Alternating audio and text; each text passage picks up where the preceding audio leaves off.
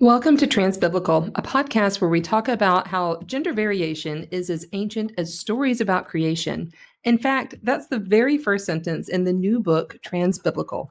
My name is Katy E. Valentine. This is a limited series podcast, and I'm going to bring you authors and friends of the book to talk a lot about gender identities like transgender, non-binary, and so much more, all in conversation with the Bible and other ancient texts. Let's get started. Hi everyone, Katy here, and we're back for another episode of Transbiblical. And today is my story. And I didn't want to give you just a rambling monologue, so I asked, and she graciously agreed, my co-editor, Melissa Harl-Sello, to come in, and I'm going to hand it over to her. She's going to take the reins and guide us through this conversation. Well, thank you, Katy. I think it's wise for us to introduce ourselves a little bit, but of course, every follower of this podcast already knows a lot about Katy Valentine. And I just want to tell you how grateful I am for your having initiated this project. Oh, thank you. Of the podcast, and I think it's gone really well. So why don't we start anyway, just in case there's someone new to the podcast, if you could say a little bit about who you are, what you do, whatever you'd like to do to introduce yourself. Yeah, and I don't know that I've shared a lot about this because I'm always on the other side of the microphone. So yeah, we'll go for it. So I'm Katy Valentine. I'm a New Testament scholar. I think that's come out in the other previous episodes. What maybe hasn't been as visible is that in addition to my scholarship, I actually don't have an academic position where I'm teaching full-time in a university or college setting. Instead, I do spiritual coaching, and I do a lot of woo-woo stuff that doesn't always necessarily neatly fit into the academic box. So I talk about chakras and energy and angels and all that kind of stuff. I became a shamanic practitioner a few years ago, and I promised 10 years ago if I was saying any of this, I probably would have cringed a little bit to say it with an academic colleague, but Melissa is so gracious, and I found that many academics are actually very curious about this kind of thing. So yeah, so I do spiritual coaching, small groups, individuals. I'm actually taking a little break from it right now, but probably by the time most people hear this, I'll be back in the swing of it. Well, that's really fascinating. I actually see aspects of that kind of insight in your chapter that we'll get to. Yeah, I think so. Yeah, I'll be curious what you see, and we can talk about it. For those who don't know, what was it that happened to make you a co-editor of this book? I had to answer that question when you had. Yes. So the sort of dry answer is, and I'll get to the maybe more juicy answer part of it in a moment, but the dry answer is that this is a need within our kind of very small academic scholarly guild.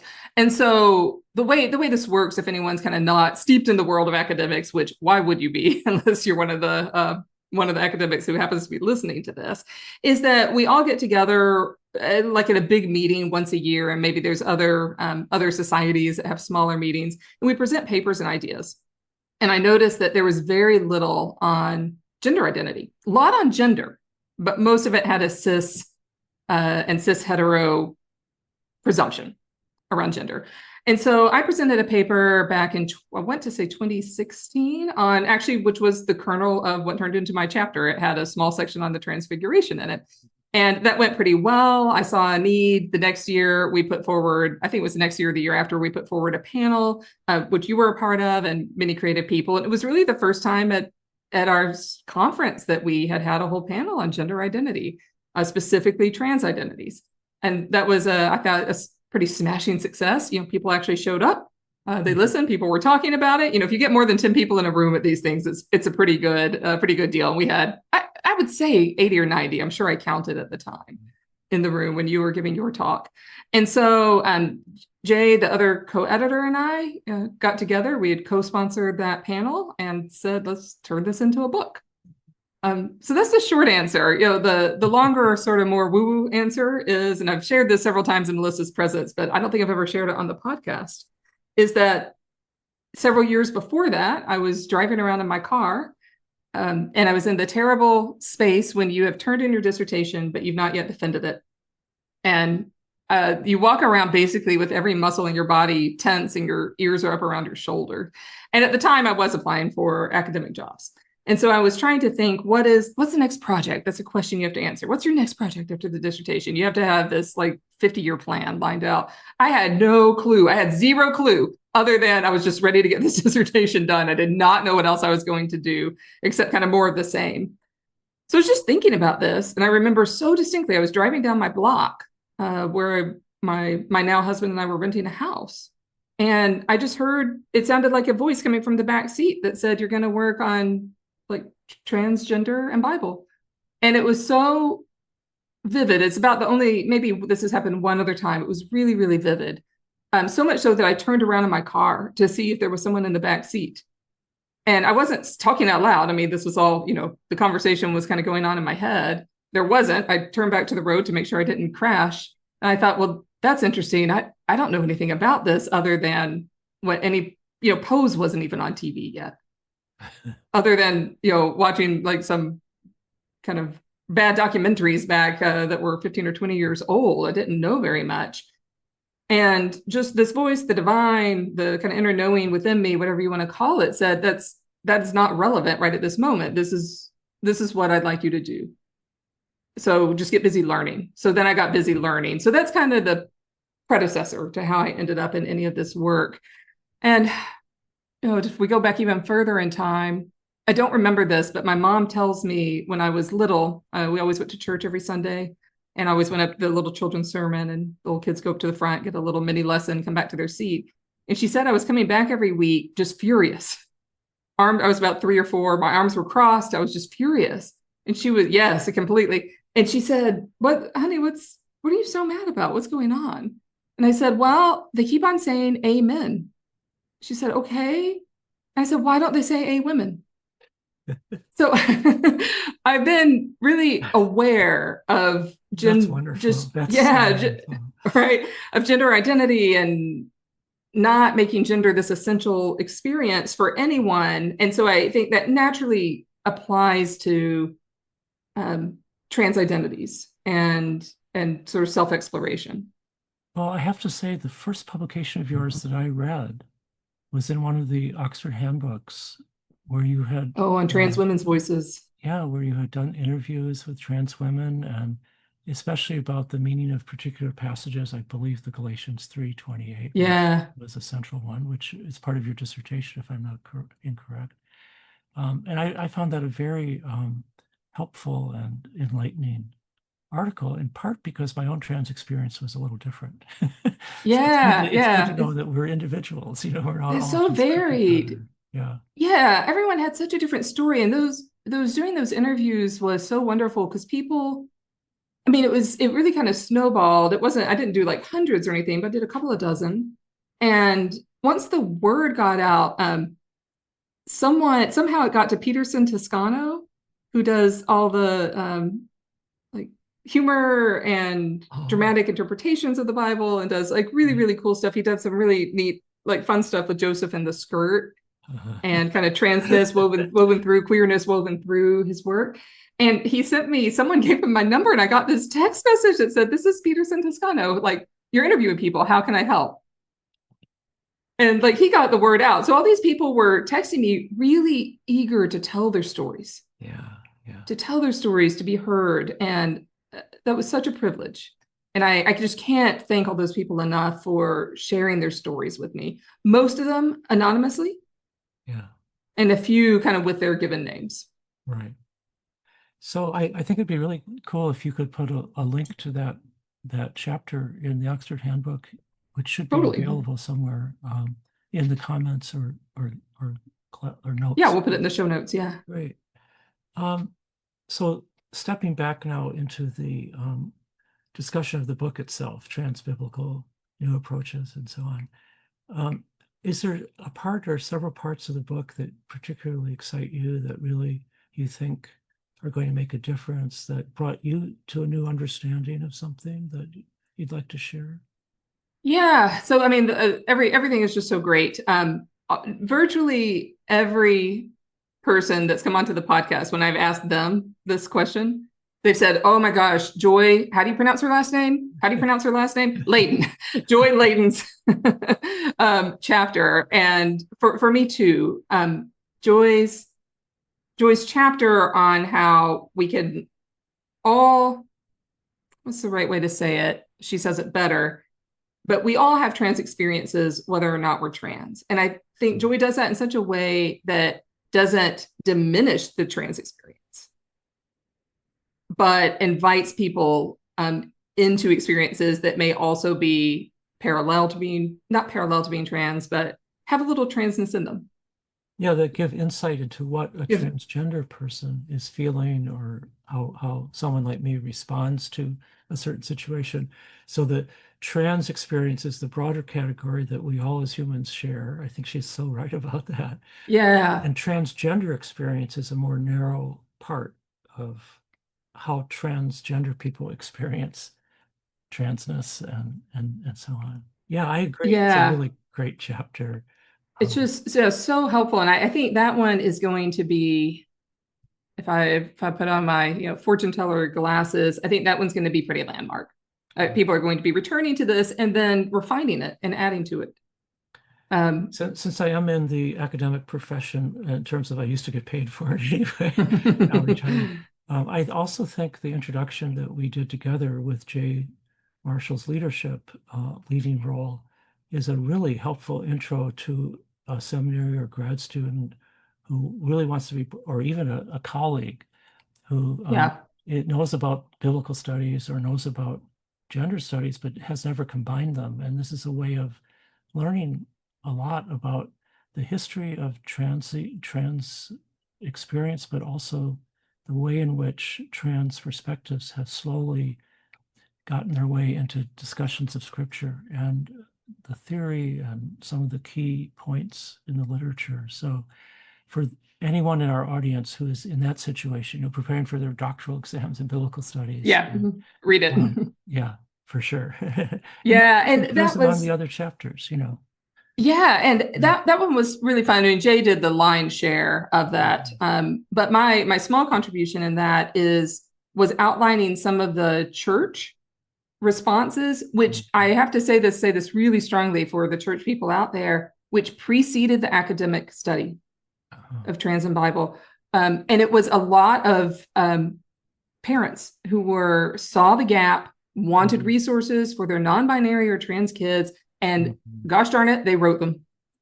That is amazing. That is not easy to do. And most of them without background kind of in biblical scholarship and what kind of resources there are. I mean, these people were really, really creative, doing really creative things.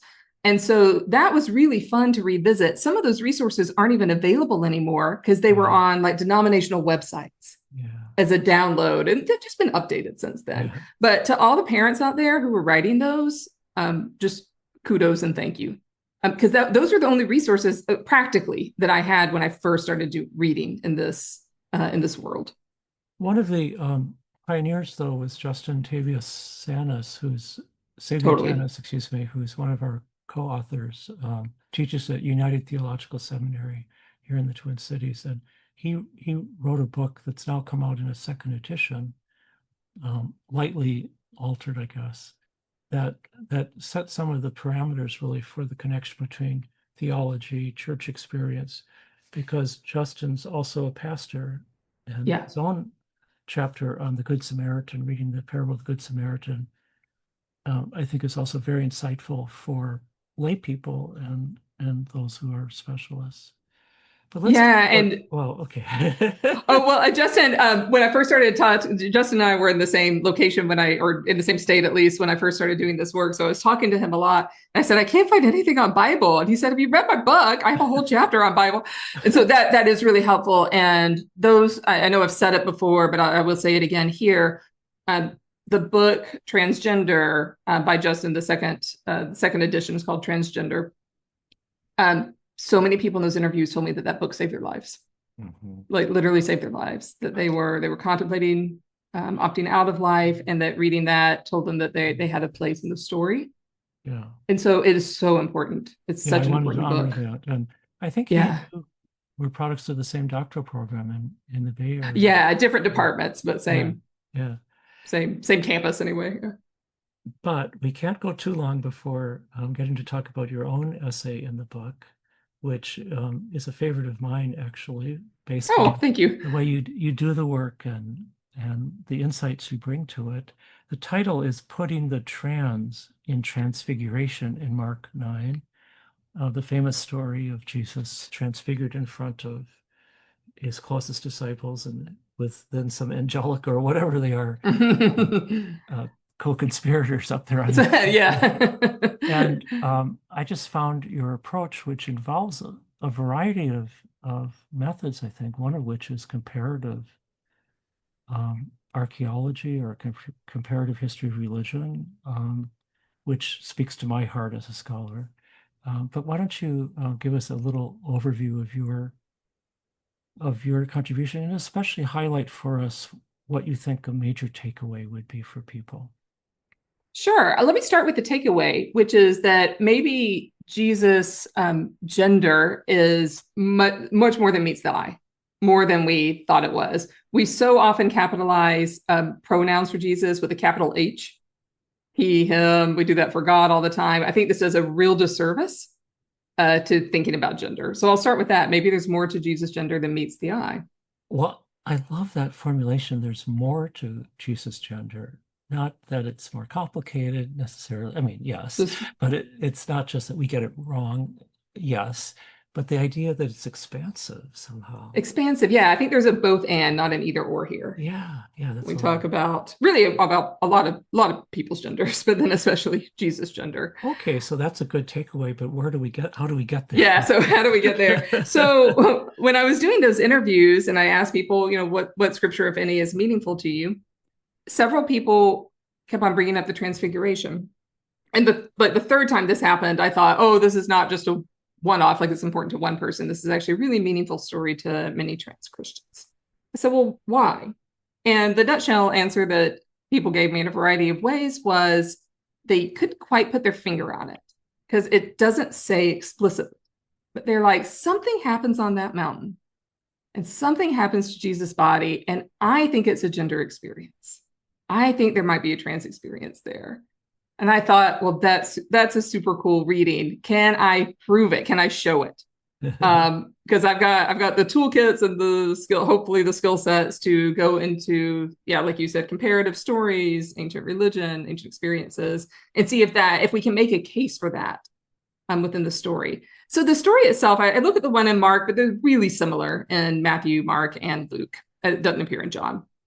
And so in Matthew, Mark, and Luke, it really, or at least in two of those stories, the only thing it really says is, and then Jesus was metamorphized.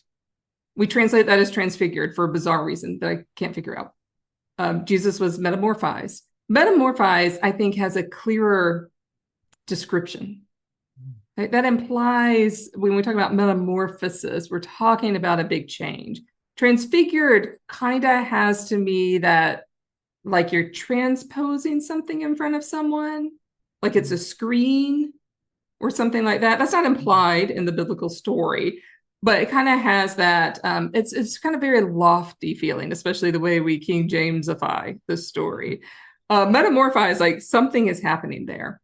So when I look back in all of these different stories that circle around the Transfiguration, that circle around this metamorphosis, I found out there's a lot of metamorphosis stories in the ancient world. Scholars have known that. We talked about it with this story of the Transfiguration for years and years and years. But many of those stories have a gendered component. And that, to my knowledge, had not been lifted up before. So we find that often, maybe not often, but frequently enough in the ancient world, gods begin as women, become men. Sometimes gods make humans from one gender to another. Often people they metamorphose into all sorts of things. It's not only a gender experience. Sometimes people metamorphose into birds or other kind of animals. Birds is a big one. They were really obsessed with people turning into birds. But on occasion, we get these people changing genders. And I don't even like that word. Are they changing genders? Whatever the better terminology would be, I'll figure out in the future. It's revealing gender. Revealing gender. But yeah, I don't know how that applies to Mark 9, but anyway. Right. And sometimes these stories, it was maybe not a willing change. Sometimes God did it as a punishment to people, or sometimes maybe to keep them safe from another, the anger of another God. But occasionally we do get a sense that gender was confirmed in these changes. There's a couple stories where where gender is confirmed. And I found those to be really illuminating. And we don't often look at it or we haven't been looking at that from a like trans perspective. And so in these same stories, there's light that's emitted, there's sounds, there's a lot of things going on that create a divine event in the same way that we might think about that. So when you look at the Transfiguration, the disciples are looking at Jesus in utter terror when Jesus is metamorphized. They can't figure out what to do with this. And the only thing Peter can think to say is, we'll build a shrine. We'll build a shrine to you and to Moses and Elijah up here. But the reason for their terror is not very clear. I can imagine them feeling overwhelmed. I can imagine them feeling in awe. I can imagine them like a lot of things, but why are they in terror? And so we've said they're in terror because they're seeing the resurrected Jesus. And I was like, that doesn't inspire terror. That inspires something. I don't know, maybe not terror though. Again, that I can sort of sense a feeling of overwhelm. But seeing Jesus, maybe a rapidly changing body that confirms Jesus' expansive genders, I can imagine that being fairly terrifying to some cis hetero Galilean men. Yeah. And so in a nutshell, I do think that what happens on the mountaintop here is more than meets the eye with Jesus' gender. There's some interesting threads that work through several of the essays in the book, and the question of metamorphosis is one of them. Yeah. So for example, Jada Calloway's chapter on Paul and the idea of the glittery body that Paul discusses in 1 Corinthians 15 with this very form, this very same verb that we get in Mark and parallels. And that's interesting to me. So I don't think we can draw a tight limit around this one story in the Gospels. No. That's just that's the strange thing that happened.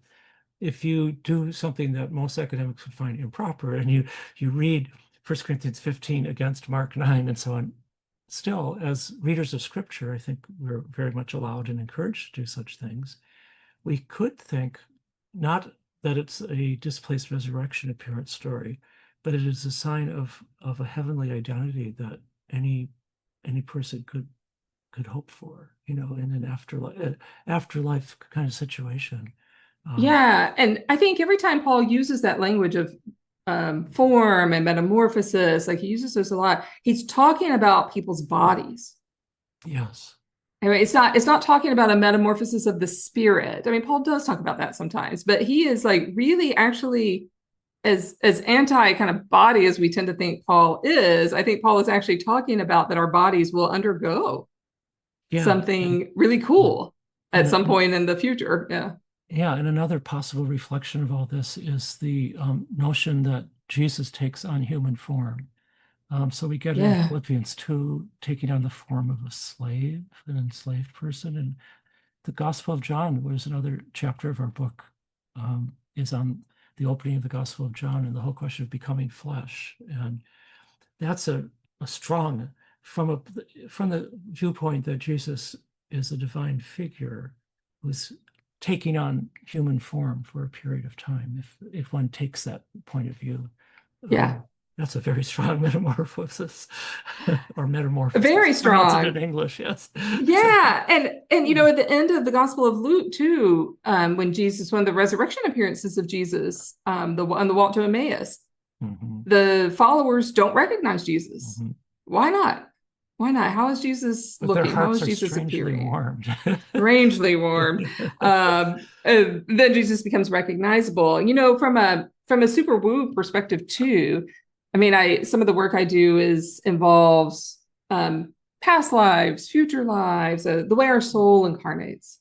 And over the years and many readings and some of my own experiences, this is just me, this is not a defense or an apology or trying to persuade anyone. But I do think that we come here many times and in many forms because our soul longs to experience the variety of humankind. Well, So I'll we have to come as talk many about the different races. Outlander Oh, story sometime with you. totally. I'm a fan. But I know it's yeah, Scotland, but not Ireland, but still. that's okay.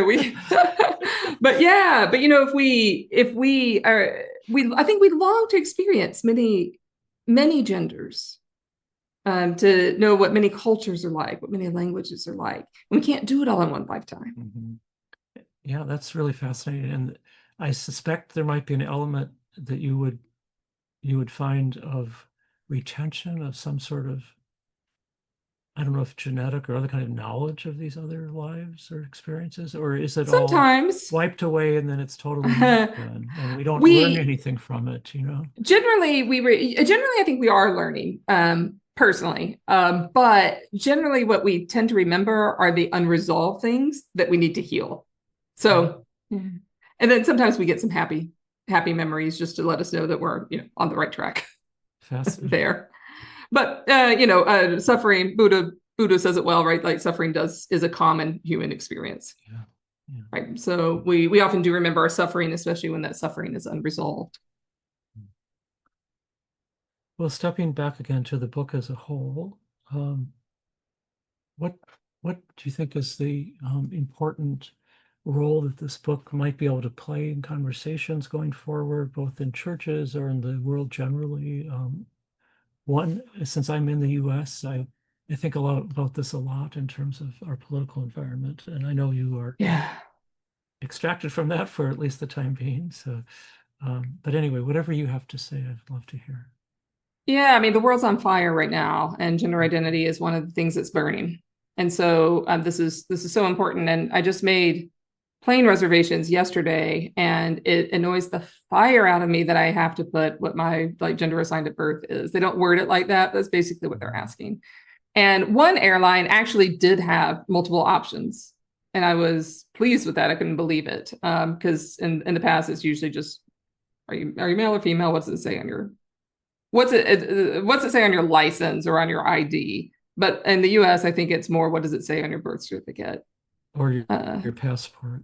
or your passport, which is getting harder to get. So although I'm somewhat inoculated from this, not living in the US right now, I'm passionate about right about justice in all forms. So my these things, history comes and goes in big pendulums, and we're seeing a pendulum right now swinging in a way of oppression and of narrowly defining people. I have no doubt that the pendulum is going to swing the other way.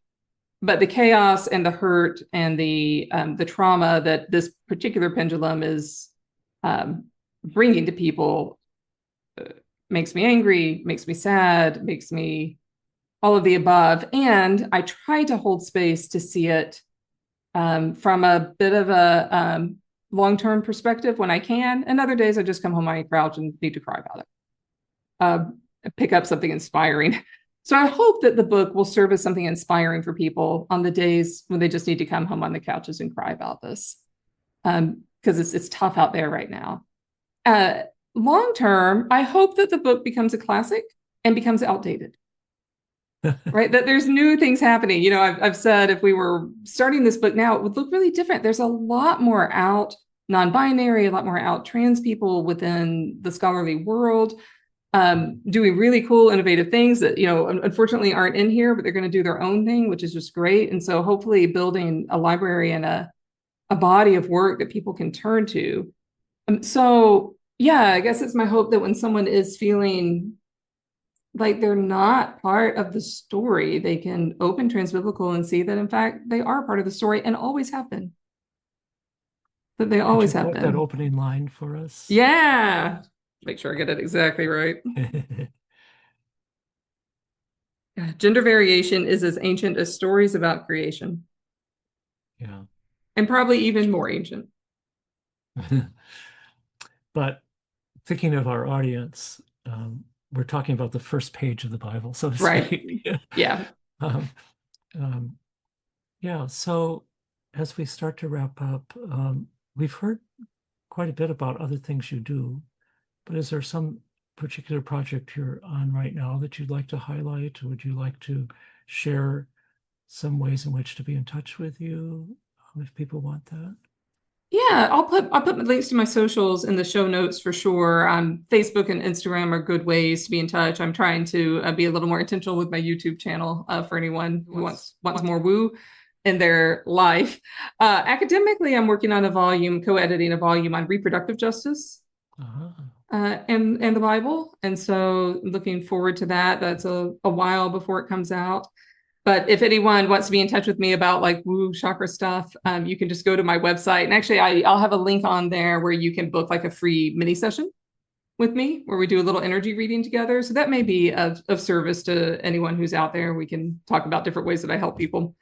So it depends on if you're academically oriented. Yeah. Well, I'm the academic side of it, I guess. But I mean, I am a practicing Christian.